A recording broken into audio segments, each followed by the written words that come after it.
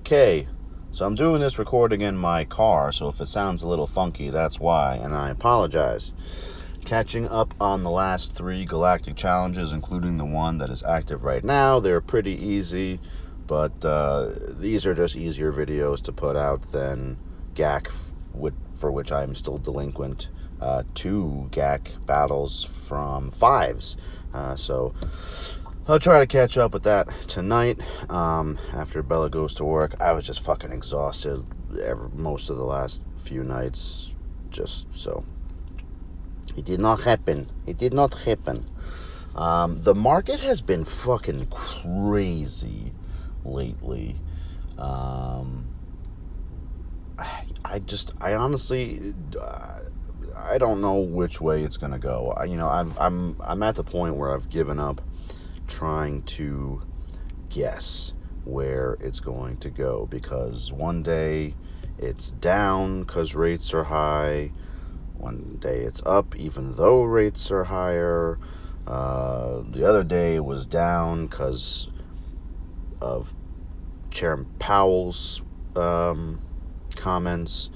I really like Jay Powell, but every time he talks, I don't know if it's just a lack of eloquence or poor salesmanship, neither of which are really requisites to being the Fed chairman. You have to know what the fuck you're doing if you're Fed chairman.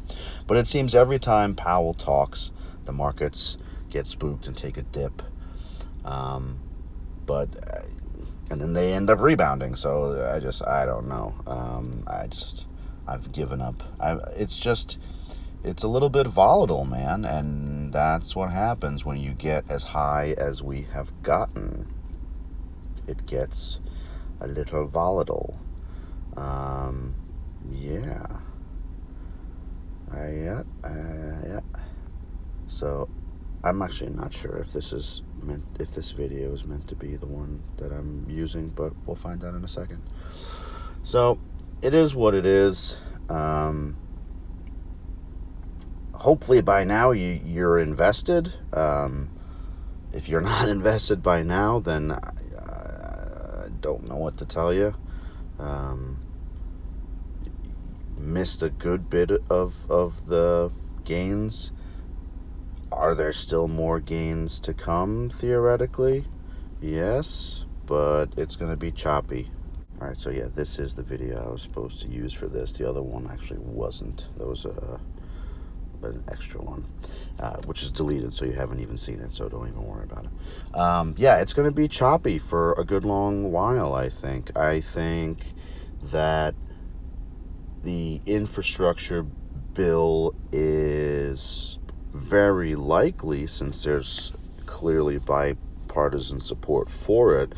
The question is just, how the fuck are we going to pay for it all? Which is always the question, really. Or, well, it should be the question, always. Long gone are the days of deficit-neutral legislature. We haven't had a surplus since Clinton. And we probably won't have one ever again. Certainly not for a very, very, very long time. But one of the proposals that I saw, it's not an official proposal yet, but one of the speculations that I saw was not a gasoline tax, but an actual mileage tax. Which is interesting, because a gasoline tax incentivizes smaller vehicles, electric vehicles, hybrid vehicles, right? Obviously, if you're paying, an extra tax on gasoline. A mileage tax doesn't incentivize electric vehicles or hybrid vehicles or smaller vehicles, because you're getting taxed based on how much you drive.